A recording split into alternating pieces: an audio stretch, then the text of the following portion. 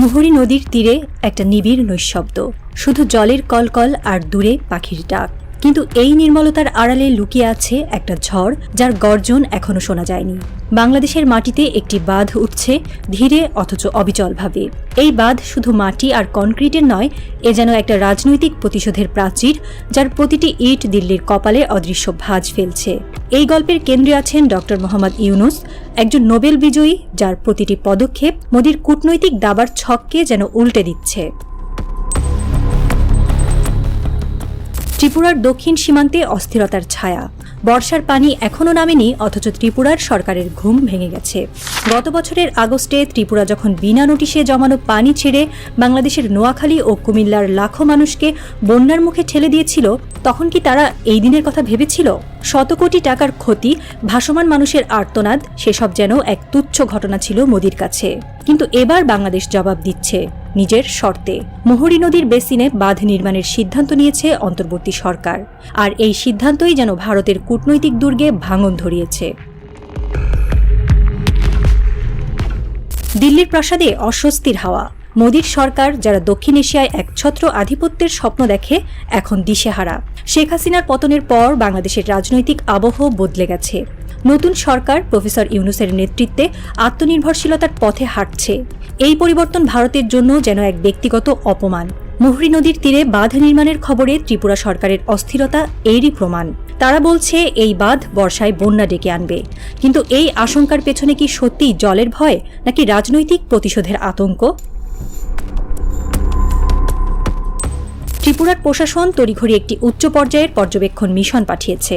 নেতৃত্বে আছেন public works বিভাগের সচিব কিরণ গিত্তে। তাদের আশঙ্কা, এই বাঁধ বিলোনিয়াকে প্লাবিত করবে।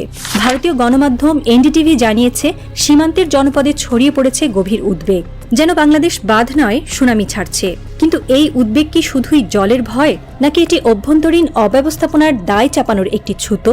পর্যবেক্ষকরা বলছেন এটি রাজনৈতিক বার্তা পৌঁছে দেওয়ার একটি কৌশল। ভারতও পাল্টা প্রতিরক্ষা ব্যবস্থা নিচ্ছে, বলছেন গিত্তে। কিন্তু এই দৌড়ে কে এগিয়ে থাকবে, বাংলাদেশ নাকি ভারত? বাংলাদেশের জন্য নদী শুধু প্রাকৃতিক আশীর্বাদ নয়, বেঁচে থাকার অধিকার। নদীমাতৃক দেশের প্রাণশক্তি এই জলধারায়। কিন্তু ভারত তার প্রতিবেশী হয়েও এই নদীগুলোর উপর একের পর এক বাঁধ বসিয়ে বাংলাদেশের জন্য অভিশাপ ডেকে এনেছে। ফারাক্কা থেকে শুরু করে অসংখ্য বাঁধ, যেগুলো বাংলাদেশের কৃষি জীবিকা জীবনকে শ্বাসরোধ করেছে। আর এখন যখন বাংলাদেশ নিজের সুরক্ষার জন্য একটি বাঁধ নির্মাণ করছে, তখন ভারতের এই অস্থিরতা কেন? এ যেন বাংলা প্রবাদের সেই তেলে বেগুনে জ্বলে ওঠা। এই গল্পে সাসপেন্সের কমতি নেই। প্রতিটি পদক্ষেপে লুকিয়ে আছে একটি নতুন মোড়। ডক্টর ইউনূস, যিনি একদিন গ্রামীণ ব্যাংকের মাধ্যমে দারিদ্র্যের বিরুদ্ধে লড়েছিলেন, এখন একটি দেশের স্বাধীন ইচ্ছাশক্তির প্রতীক। তার প্রতিটি সিদ্ধান্ত যেন মোদির জন্য এক একটি মাস্টার স্ট্রোক। আর মোদি, তিনি যেন সেই খেলোয়াড় যার হাতের তাসগুলো এখন ছড়িয়ে পড়েছে। দক্ষিণ এশিয়ার রাজনীতির এই দাবার ছক এখন কোন দিকে মোড় নেবে? মুহুরী নদীর তীরে বাঁধটি শুধু একটি নির্মাণ নয়, এটি বাংলাদেশের নতুন স্বর। দীর্ঘদিনের নতজানু ভঙ্গি ভেঙে এখন বাংলাদেশ চোখে চোখ রেখে কথা বলছে। শেখ হাসিনার শাসনামলে ভারত যে অন্ধ সমর্থন পেয়েছিল, সেই দিন ফুরিয়েছে। নতুন বাংলাদেশ স্বাধীন সিদ্ধান্ত নিচ্ছে, আর ভারত তাতে অতিমাত্রায় প্রতিক্রিয়াশীল হয়ে উঠছে। ত্রিপুরার প্রতিনিধি দল, গণমাধ্যমের হইচই, সবই যেন এক অদৃশ্য ভয়ের প্রতিধ্বনি।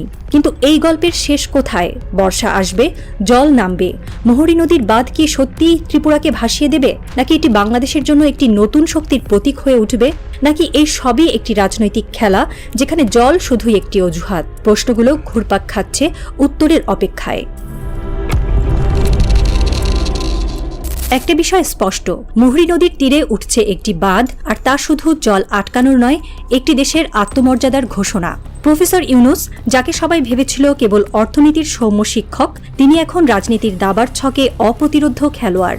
মোদির ফাঁদের জাল ছিন্ন করে নোবেলওয়ালা এগিয়ে চলেছেন দোর্দণ্ড প্রতাপে। চাওয়ালার কূটনৈতিক চালগুলো যেন ধূলিসাৎ হচ্ছে এই মাস্টার মাইন্ডের কাছে। প্রফেসর ইউনূস, যিনি মোদির ধারণার চেয়েও বড় প্লেয়ার, তিনি এই থ্রিলারের নায়ক। দিল্লির প্রাসাদে প্রতিধ্বনি পৌঁছে গেছে, আর শেষ শব্দে মোদির পরাজয়ের সুর বাজছে। এখন দেখার পালা, বুদ্ধির লড়াইয়ের পরবর্তী অধ্যায় কি নিয়ে আসে। মোদির বিষ দাঁত, নাকি প্রফেসরের ক্ষুরধার মস্তিষ্কের অপ্রতিরোধ্য বিজয়?